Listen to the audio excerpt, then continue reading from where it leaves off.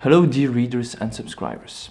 Have you ever wondered when and how language turned from something to describe art to become the art itself? Today I would like to take you on a stroll throughout art history to discuss 60 artists and the history of text-based art.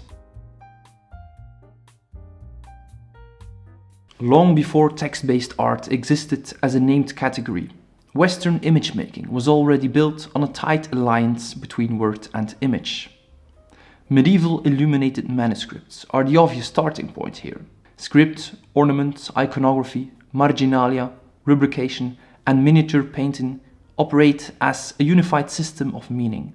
Western art history and image making in visual art and the historical superiority of painting that accompanied them originated in those illuminated manuscripts, a practice that began around 500 in the Middle Ages and culminated in new heights by 1400 as a rebirth of artistic freedom and image making. As painting developed, text remained present in the form of inscriptions that are part of the image.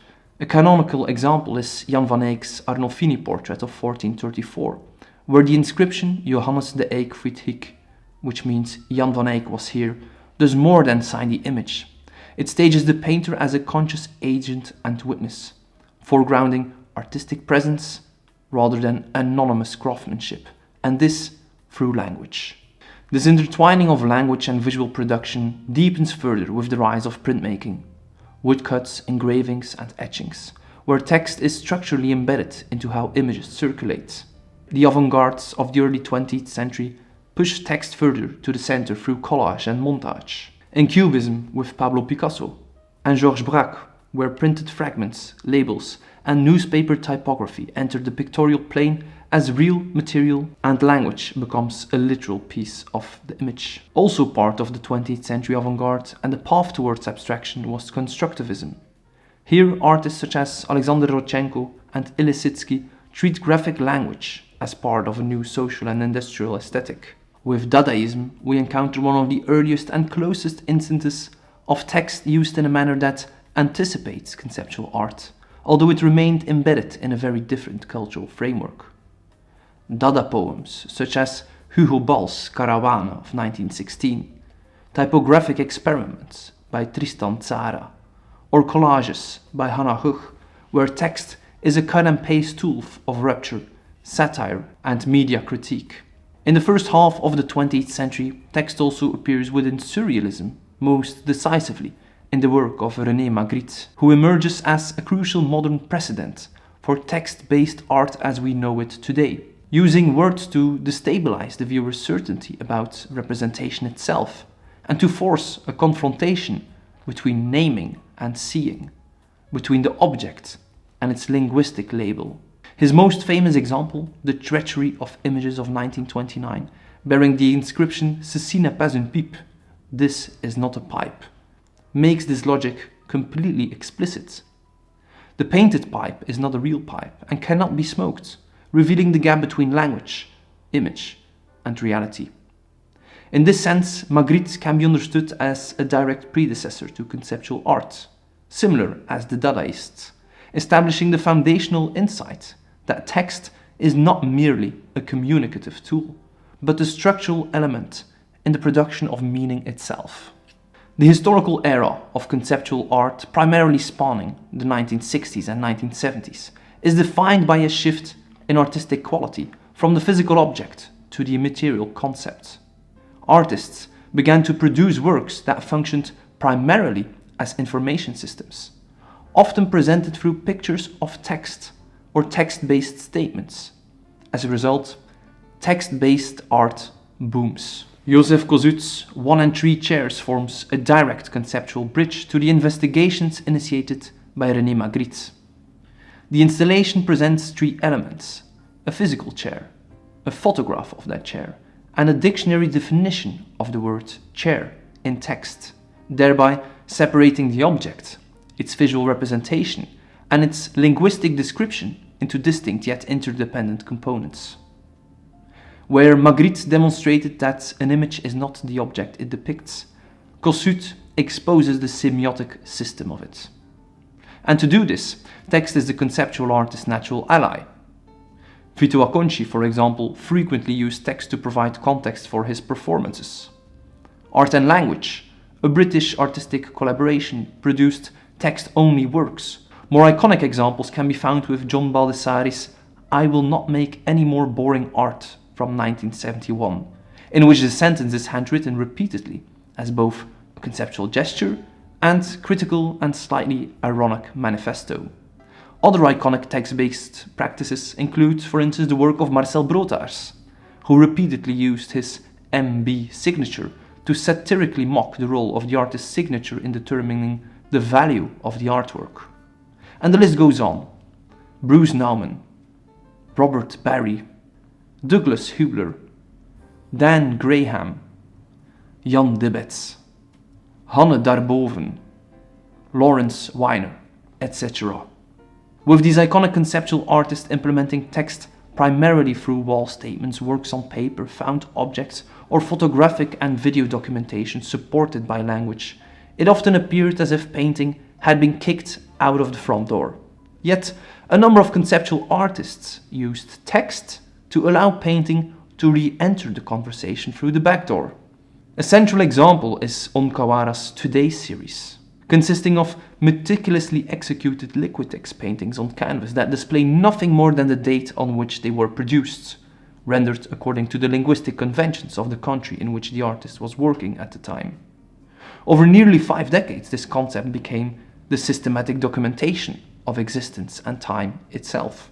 Another crucial artist in this context is Alighiero Boetti, in whose work text becomes central not only as meaning but also as visual structure. In his characteristic grid-based compositions, most notably the embroidered works composed of colored letters, language operates simultaneously as linguistic content and formal element. A related yet distinct approach can be found in the work of Mel Bochner, with whom text is granted an explicitly aggressive dimension. In works such as Language is Not Transparent of 1970, and also his well-known Blah Blah Blah paintings, Bochner demonstrates how words can function both as carriers of meaning and as painterly material, where scale, repetition, color, and gesture reintroduce the formal concerns of painting into conceptual practice through language.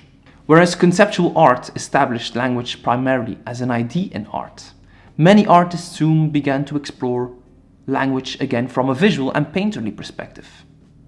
Within pop art, Roy Lichtenstein elevated comic strip speech bubbles into monumental painting, merging high art and popular culture, while Andy Warhol embraced commercial typography and brand imagery, incorporating the language of advertising into painting itself.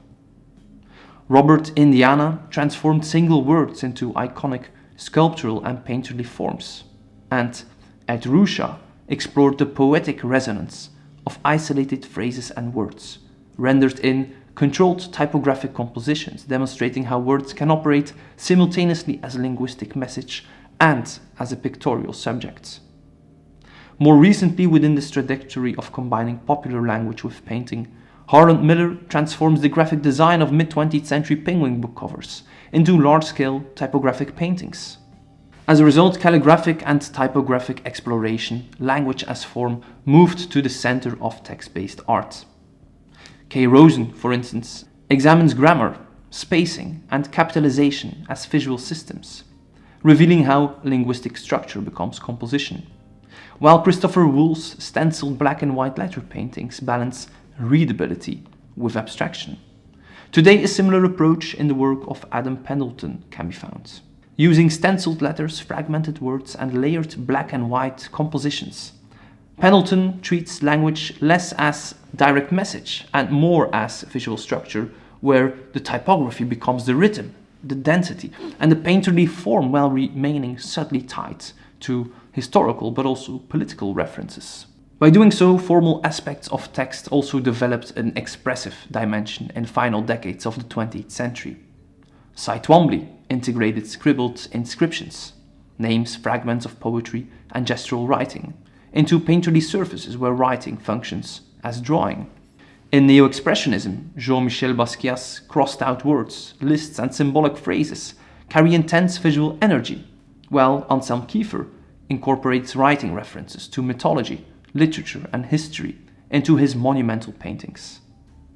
A particularly compelling example is Philippe van den Berg, whose text paintings, such as Untitled, Kill Them All and Dance, or Let's Drink the Sea and Dance, fuse language with emotional intensity, an expressiveness that, especially in works produced shortly before his death, gives the textual elements a profoundly charged psychological dimension. A comparable intensity appears in the work of Jonathan Mies, whose large-scale paintings incorporate aggressive handwritten slogans, repeated names, and ideological phrases into chaotic painterly surfaces, extending gesture and performance while reinforcing painting as a theatrical arena of thought, identity, and power, instead of a calculated one. In postmodern art, text has become an essential tool for critique since the 1970s, for instance for activism, particularly for instance also within feminist practices. The Guerrilla Girls employed bold typographic posters and billboard campaigns to expose gender inequality, transforming language into a direct instrument of institutional critique. Barbara Kruger combined declarative slogans with appropriated imagery, using the visual authority of advertising language to interrogate power, consumerism, authorship and representation. Post-conceptual artists further expanded the linguistic strategies of conceptual art. Sophie Calle constructs, for instance, investigative works combining autobiographical text and photographic documentation, while Tracy Emin employs handwritten neon statements that transform personal confession into visual form, which one can also see in her more recent paintings. Jenny Holzer, on the other hand, inserts language into architectural and public spaces through LED installations and projections, transforming political statements into truly immersive environments. Roni Horn, Glenn Ligon, and many more post-conceptual artists continue to approach text through philosophical reflection, but also identity-based inquiry or participatory frameworks, demonstrating the ongoing adaptability of language within contemporary arts. A younger generation continues to expand text-based practices across global cultural contexts. Jeffrey Gibson, for instance, integrates typographic phrases into rhythmically patterned compositions, addressing indigenous identity and resilience. Shilpa Gupta explores borders, surveillance, and linguistic control, and Hank Willis Thomas employs slogans and media-derived language to critique consumer culture and political representation. And then there are artists such as Frederik Kunath, Heman Chong, Christine Sun Kim, Rinus van de Velde, Helen Ascoli, Camila Janan Rashid, and Nora Turato, who employ text across painting, installation, textiles, drawing, performance, sound and digital media, emphasizing language as social discourse, embodied communication and experiential environments. Across these practices, postmodern text-based art demonstrates that language is no longer merely a conceptual device or visual motif, but a dynamic medium through which artists negotiate identity, power, memory, and the conditions of contemporary communication. Furthermore, if you're interested in text-based art, there is a terrific publication by Phaidon, I think it was released last year, titled Vitamin Text. So I will link to that publication in the description below as well for more text, more reading, more art. Thank you so much for tuning in today. Feel free to watch our video about the power of writing for artists next. Support us on Patreon and please consider subscribing to stay posted for more contemporary art. Bye.